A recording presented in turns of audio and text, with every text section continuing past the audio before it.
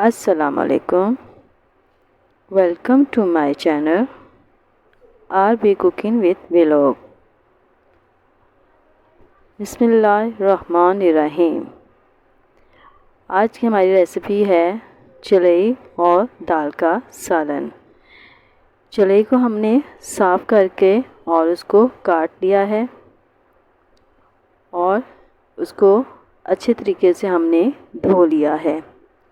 धोने के बाद अब हम इसको एक छन्नी में डाल देंगे ताकि इसका जो पानी है वो निकल जाए। इसके साथ ही हमने इसके लिए जो मसाला जात देंगे उसमें चना दाल जो है वो हमने 1 कप ली है। उसको अच्छी तरीके से धोने के बाद साफ़ करके उसको धो लिया है और उसको पानी में भिगोकर हमने रख दिया है। 20 से 25 मिनट के लिए आप इसको भिगोकर रख दें ताकि ये अच्छी तरह से नरम पड़ जाए। साथ में जो हम इसमें मसाले ऐड करेंगे उसमें है प्याज 1 अदद, 3 से 4 अदद टमाटर बारीक काट लें, अदरक लहसुन का पेस्ट है। इसके साथ मसालों के साथ जो हम इसमें स्पाइसेस इस्तेमाल करेंगे वो है सुर्ख मिर्च का पाउडर 1 चम्मच, हल्दी आधा चम्मच, नमक आप अपने टेस्ट के मुताबिक भी ले सकते हैं। हमने जो इस्तेमाल किया है वो है ½ टी स्पून ताकि नमक ज़्यादा ना हो जाए।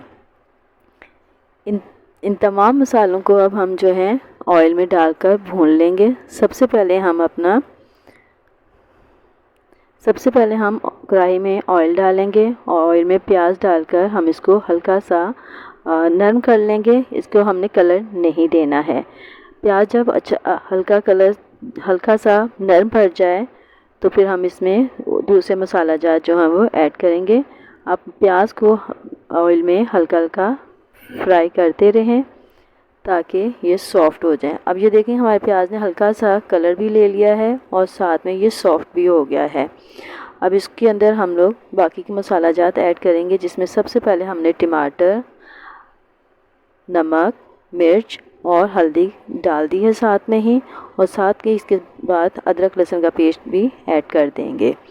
अब इन तमाम मसालों को अच्छे तरीके से हम भूनेंगे ताकि ये मसाला जो है अच्छी तरीके से भुनकर ऑयल छोड़ दें। और जब ये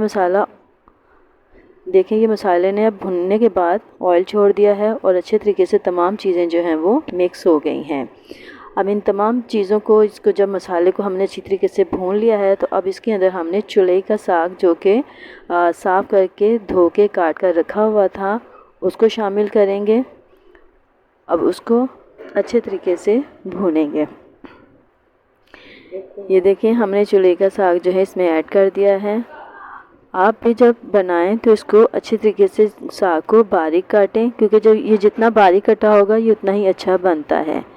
गर्मी के मौसम में ये बहुत बेहतरीन है और इसका बहुत ज़्यादा मज़ा आता है। देखें ये हमने 5 से 10 मिनट तक इसको भुना है। इसको भूनने के साथ ही हम जब ये बहुत कम हो जाएगा, ये बहुत हल्का हो जाता है, पहले बहुत ज़्यादा हो जाता है लेकिन भुनने के बाद ये हल्का सा नीचे होता जाता है। तो अब ये हल्का नीचे हो गया। अब इसमें हम दाल भी डाल देंगे ताकि चना दाल भी इसमें भुन जाए, उसको भी हम लोग भून लेंगे। ये दोनों चीज़ें आपको गर्मी के मौसम में बहुत अच्छा मज़ा देती हैं और आपकी गर्मी, इससे कहा जाता है कि इसको खाने से गर्मी जो है वो ख़त्म हो जाती है। अब देखिए हमने चना दाल भी ऐड कर दी है और इसको भी भूने अच्छे तरीके से। भूनने के बाद इसको इतनी देर तक भूने कि इसका अंदर जो है इसका जो कच्चापन होता है वो ख़त्म हो जाए और इसकी एक तरह से ही कह सकते हैं उसको या उसकी स्मेल कह सकते हैं वो भी ख़त्म हो जाती है चना दाल की। इसको थोड़ी देर के लिए भूनें और इसके भूनने तक आप आप हमारे चैनल को सब्सक्राइब कर दें, लाइक कर दें और शेयर कर दें। और आपको ये रेसिपी हमारी पसंद आए तो कमेंट्स भी ज़रूर दीजिए। दाल और चुलई को जब हमने भून लिया है तो अब हम इसमें देखें अच्छे तरीके से हमने इसको भूना है। अब इसमें हमने 1 कप पानी ऐड कर दिया है ताकि हम जो है ये जो हमारी दाल और चुलई का साग है ये अच्छी तरीके से गल जाए और दाल में कच्चापन ना रहे। दाल को अच्छी तरीके से गलाना है और ये खड़ी भी रहे। इस तरीके से ये बहुत ज़्यादा अच्छा टेस्ट देगी। अब इसको हम ढाँप के रख देंगे ताकि दाल और चुलई का साग जो है वो अच्छे तरीके से गल जाए। अब 10 से 15 मिनट या 15 से 20 मिनट भी आप इसको दे सकते हैं। देखिए ये आप पे डिपेंड करता है कि आपकी चना दाल जो है वो गल गई है या नहीं गली। अब ये देखें कि आपकी चना दाल और चुरई का साग जो है वो ऑलमोस्ट रेडी हो चुका है और दाल भी बहुत अच्छे तरीके से गल चुकी है।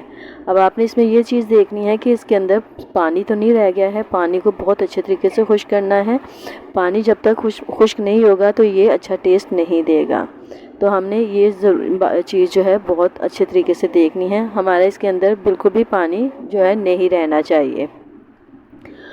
अब देखें हमारे ये दाल और चुरई का सालन तैयार हो चुका है। इसके अंदर अब आप खुश्क मसाला जात दूसरे भी ऐड कर सकते हैं। अगर आप इसको पानी नज़र आए कि आपके कढ़ाई में अभी पानी है तो आप इसको खुला छोड़ दें ताकि इसके अंदर से ये एक्स्ट्रा पानी जो है वो खुश्क हो जाए।